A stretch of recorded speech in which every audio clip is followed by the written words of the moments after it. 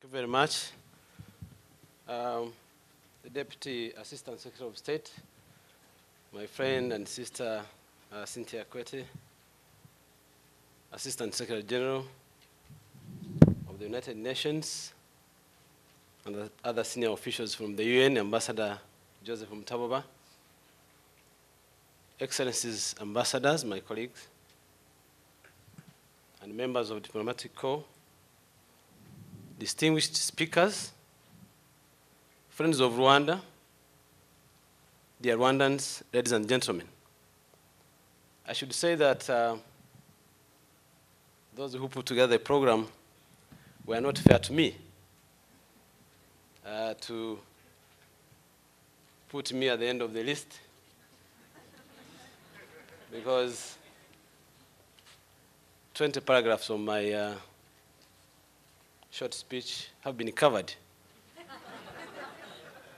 by previous speakers. To be fair to the audience, since you have spent the entire day here, I'm going to try and highlight some few key points in my speech to make sure that I fulfill my responsibility to deliver remarks on this important day. First of all, let me take this opportunity to express my sincere thanks to all of you, friends of Rwanda and Rwandans who have traveled from very far from here, different states and different countries. I understand some of you have arrived this morning specifically to come and attend this important Remembrance Day. Listening to speakers, to testimonies, personal stories, very compelling stories, poems and songs. The history of genocide and what happened to Rwanda in 1994 has been effectively covered. The historical context of the genocide against Tutsi that happened in 1994 has been covered. The actual atrocities of 1994 have been covered in details, and the current efforts to rebuild New Rwanda have been covered, and the forward-looking presentation, like what the keynote speaker just did, also showed the path that Rwanda is taking in terms of rebuilding itself. I would want to also extend my thanks on behalf of the government, the embassy team, and on my own behalf to the US government for a very, very strong statement that was issued today in support of Rwandans as they remember the victims of the 1994 genocide against the Tutsi.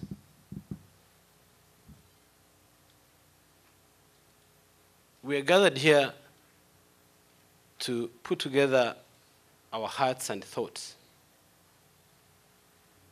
dedicate our time to remember the victims, but also use this 19th commemoration as an opportunity to reflect on the past, try and understand and have a full grasp of what befell our country in 1994, with the purpose of reminding ourselves what happened and chat around what we should do to make sure that this does not happen again in our country and beyond.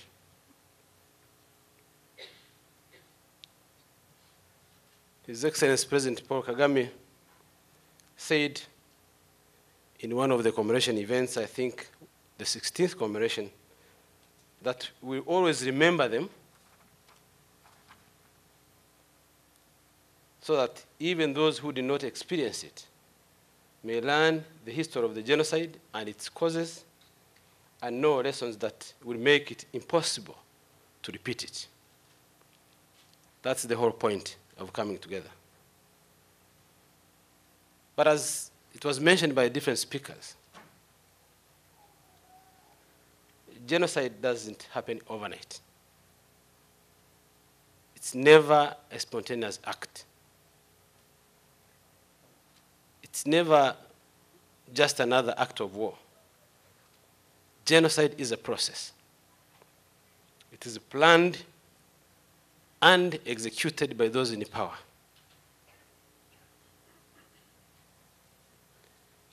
In the Rwandan context, the genocide against Tutsis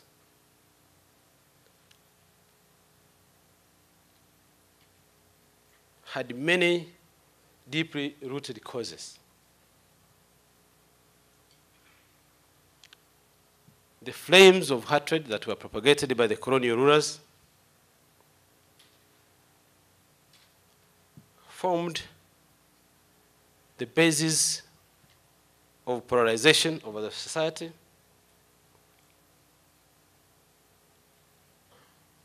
but most importantly, the post-independence successive regimes failed in all aspects to overcome those seeds of hatred that were propagated by the colonial rulers. It's very critical that at this point, we Rwandans own our own problems. As much as we may want to attribute the precursor to what happened in 1994 to the bad policies from Belgian colonial masters, but it's also very, very important for us to understand the fact that after the independence in 1962, Rwandans were ruling their own country. And whatever happened in 63, in 66, 73, 90, 92, 93, 94 happened under the watch of Rwandans and the Rwandan rulers. And it's very important, especially for the young people, to understand why this happened. What are the reasons? Why would a young kid of 2 years old, 1 year old be killed just because of who he is or who she is? And sometimes the political discourse that we follow speaks about ethnic groups in Rwanda. It's very intricate. It's very, very difficult to comprehend. Because all the people that I see in this room, like Dr. Gakuba, who last year gave us his own experience in the 1950s, it began by the colonial rulers coming to measure the physical features and physical characteristics of our people. I understand in this room we have people who are studying political science, who have studied social issues. Nobody has been able to tell us why the Belgians had to carry vernier calipers to measure noses and scars. If there was any scientific evidence of ethnicity in the country, what was the point of measuring the physical features? There was none. And unfortunately, after measuring the features, then the ethnic identity is defined. And most political scientists have called this socially constructed identities. So it would have been very easy for Rwandan leaders at that time, after colonial administration, to overcome the differences because they were constructed and they knew. But unfortunately, based on those ethnic identity and numerous false narratives, we witnessed what happened in 1994. But it's also important to note the fact that this happened even before.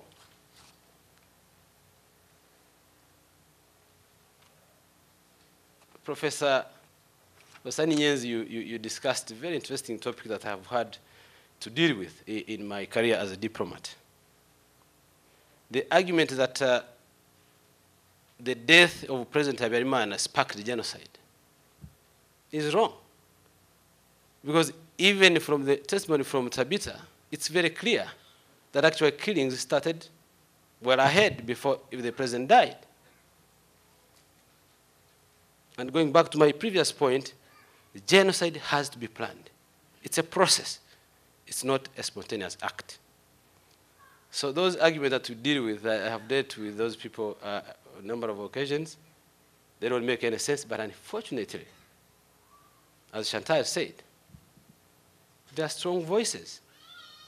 People listen to those because they are presented by someone very important.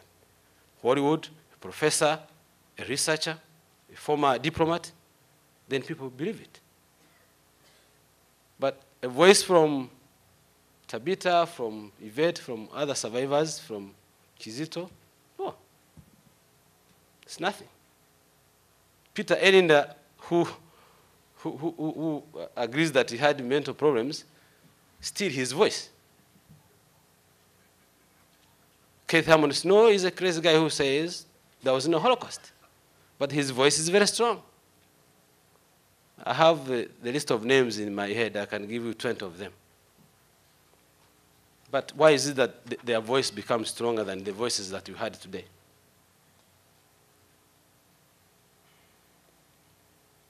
But something was also mentioned very, very, very important.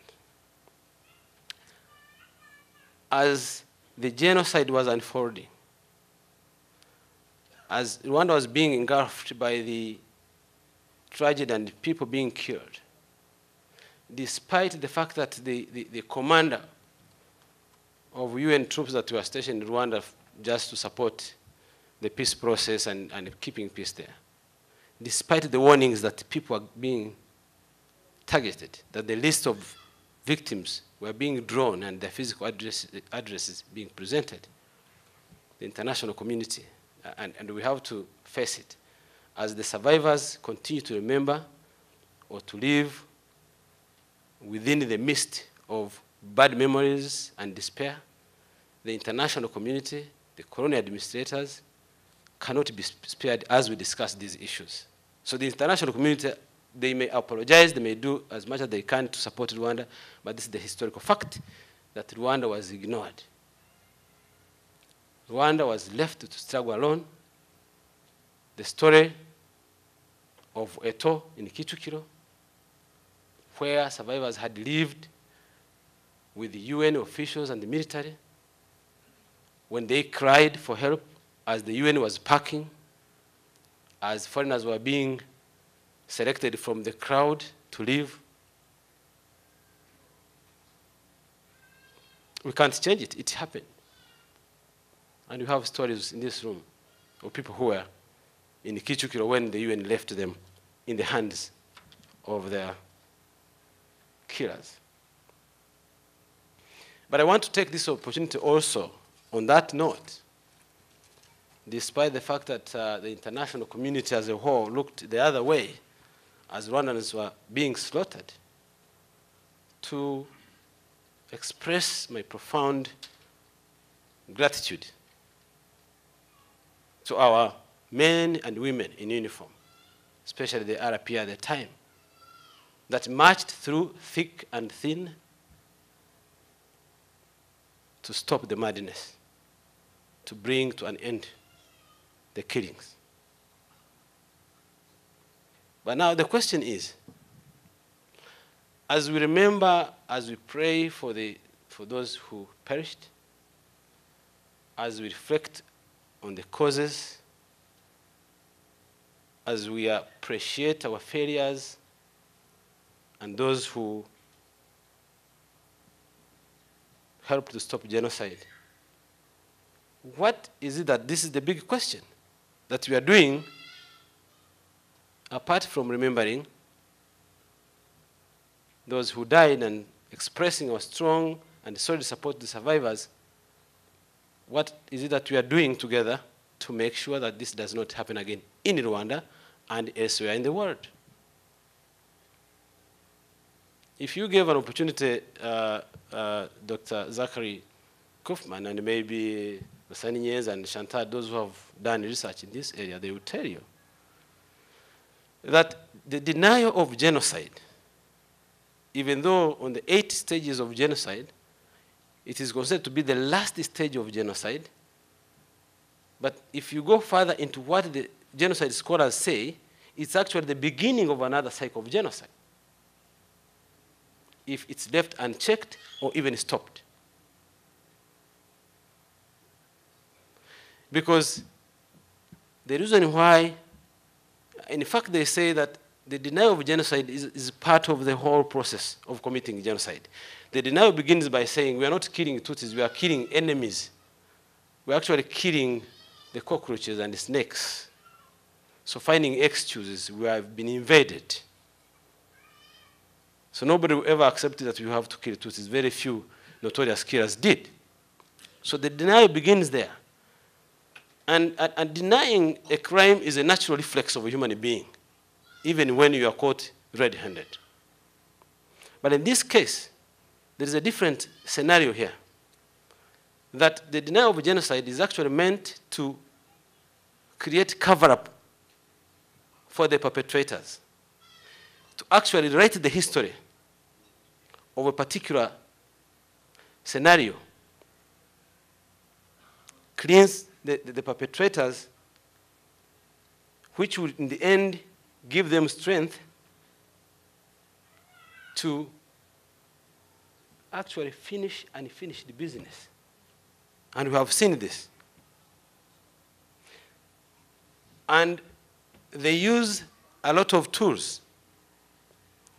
Very rarely we find that there is an outright denial. It didn't happen. Very few of them will say that. But they say things that Professor Nyenzi said. It happened, yes, but they had killed our people in Byumba. The numbers are very small. Christian Davenport from Notre Dame University in Indiana uses the numbers. He actually says, well, before the genocide, the Tutsis were X number, say 500,000. So if you are saying 800,000 Tutsis were killed, where do you get the 300? So he plays with the numbers. Others will play with inexistence of ethnicity and so on.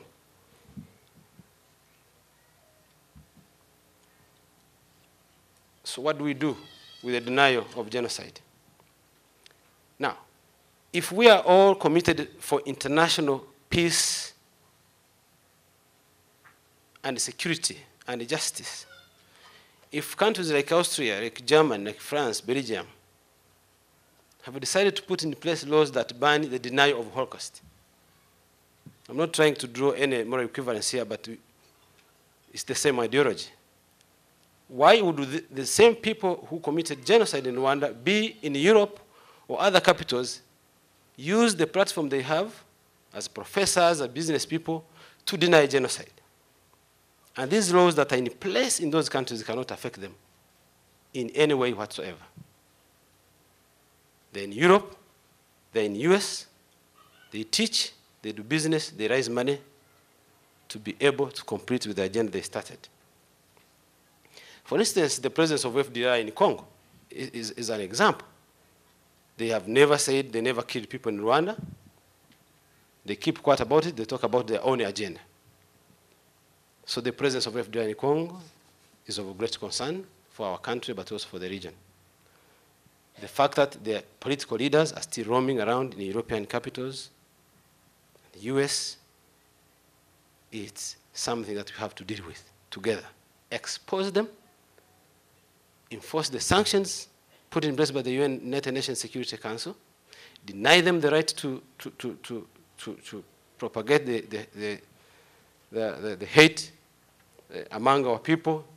Whichever means they use, this must be stopped.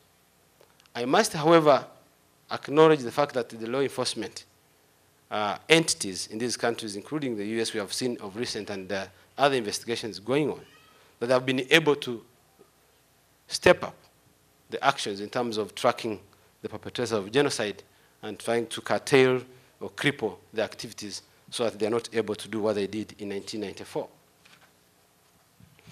So the theme of this year, really, it's about remembering but also becoming self-reliant. What it means is that once you have created peace and stability, once you have undertaken very strong measures in terms of uniting your people, in terms of peace, unity and reconciliation, once you have put in place strong justice system to deal with impunity that has been a problem in the past. Once you have put in place socio-economic programs to transform the country, then you are taking a very positive path. What is important is to make sure that we own this process as Rwandans.